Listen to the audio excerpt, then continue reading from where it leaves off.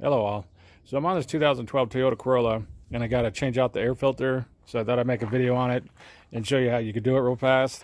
So first thing to do is pop the hood, obviously, and right inside of here is where the air filter is, and you're going to need a new one, which I got. I ordered this one on Amazon.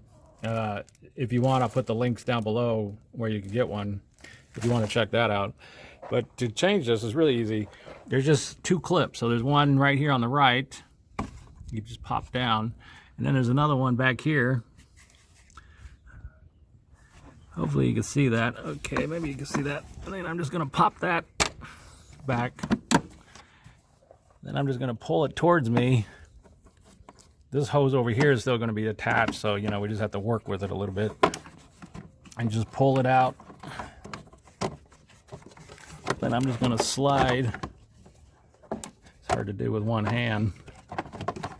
Slide out this old one, which is pretty dusty. I don't know if you can see that dust coming off of it. And just slide in this new one.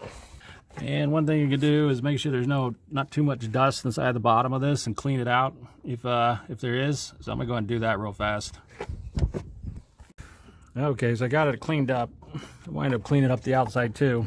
As you can see, it's all clean in there now. So I'm just gonna slide in.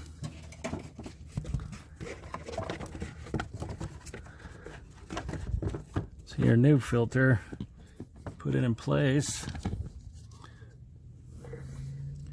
Hopefully you can see that. And now I'm just going to clip it back together.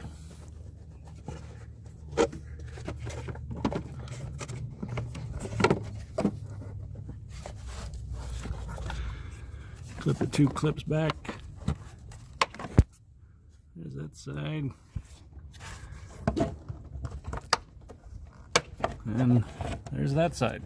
And that's basically it. So that's how to change out the air filter on a 2012 Toyota Corolla.